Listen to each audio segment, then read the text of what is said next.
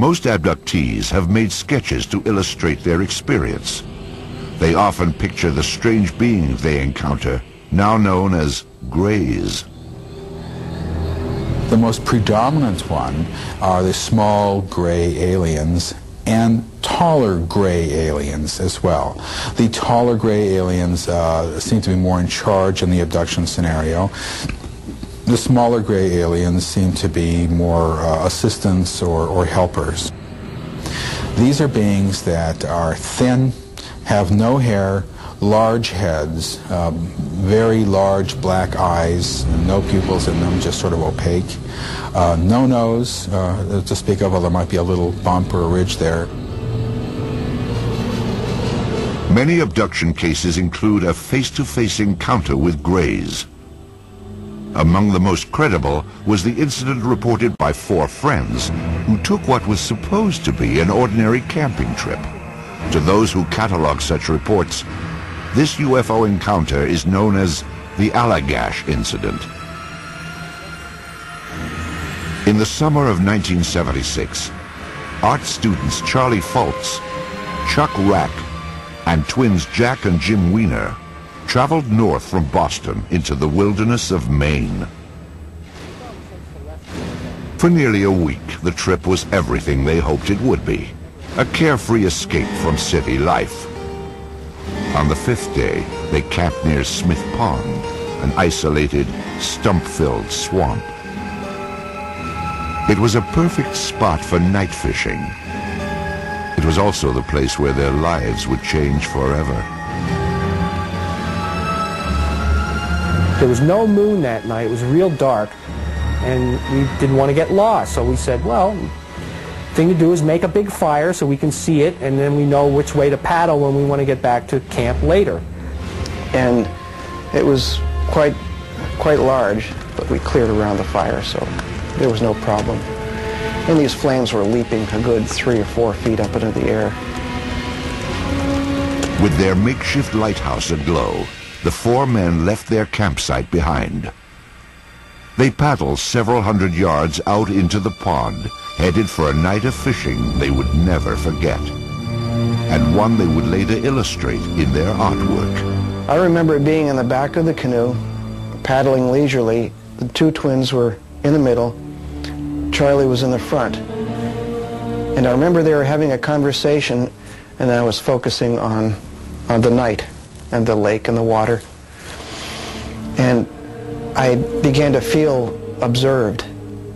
And then all of a sudden, Chuck Rack, who was at the back of the canoe, said, holy mackerel, what the is that? And I turned around and looked, and there was this huge, bright light that was coming out of the trees. It seemed like it was rising out of the trees. At first, we thought, well, it's got to be an airplane or something, right? So we watched it for a few seconds and realized that it wasn't an airplane because it wasn't making any sound at all. It was strange, very strange. It was a bright, luminous yellow-white, and changing from that color in a very fluid, liquid kind of a way. And we were very, very fascinated. I was in a state of extreme euphoria. I remember just feeling, wow, this is fantastic. It was just alive. And when it was nearest us, about 100 yards away, it paused. And when it paused, I said to the fellows, I said, I'm going to shine the flashlight and see what it does.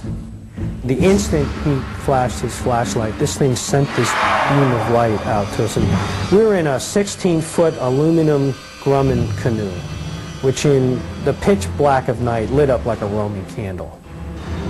We must have looked like this object just waiting to be approached on this lake. And all I can tell you is what was going through my mind was just exhilarating expectation. Just, this is fantastic. This is something we can communicate with. It's tempting to communicate with us. I was completely shocked, and especially shocked that it reacted as quickly as it did, which told us there was some type of intelligence about it. And as soon as this light came out, this thing started moving. And so we thought, well, you know, this is real. This is really happening. This is not a figment of our imagination. I mean, we've got to deal with this situation now, because within a few seconds this thing is going to be right on us. I wasn't even interested in this thing anymore, other than I didn't want to be as close to it as I was. I remember paddling as fast as I could, and Jack saying, "It's getting closer, it's getting closer." And then it was gone. The next thing they remembered, they were back on shore. And I thought, well, that's it. We've lost our chance. We've let it slip through our fingers. And I observed it leaving and just gradually faded out. Exhausted, the four men stumbled back to their campsite. There they found the remains of their makeshift lighthouse, the fire that had been built to last for hours, the fire that was now just a pile of charred embers. At the time, no one gave it much thought, though it would later play a large role in their sighting. That night, nothing more was discussed, not the fire, not the unknown object that had chased them only moments before. Sleep was the only thing on their minds. For years, the friends rarely talked about that strange night. Then, in 1978, memories of the sighting began to resurface. Jim Weiner had developed temporal epilepsy after a car accident and suffered periodic seizures. These fits were often triggered by sleep deprivation, and by 1980, Jim was definitely not sleeping well. Vivid nightmares had become a perpetual torment. All I remember is seeing vague figures, anthropomorphic in shape, but they did not seem human to me. They were around me, and they were either doing things with my genitals, or they were prodding me with some types of instruments. There was an extreme feeling of malevolence. I mean, I was absolutely always felt terrified in this situation. For a time, Jim kept his nightmares secret. Then he confided in his brother. Jack Weiner's reaction was totally unexpected. So he starts telling me this, my nightmare, on the phone, and I go, holy mackerel, I've been having the same nightmares. What is going on here? There was no apparent explanation, but Jim was getting worse, his doctors growing more concerned.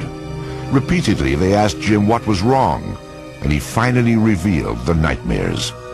A psychiatrist working on the case said it sounded like an abduction experience. The doctor suggested that Jim speak to Ray Fowler, a UFO researcher. Jim repeated his story. Fowler took it seriously. Later, the other three also underwent hypnosis. Finally, 4 years after the incident, the details of that terrifying August night would emerge. They all remembered paddling onto a pond and seeing a spectacular light in the sky. Then it came closer, far too close for comfort.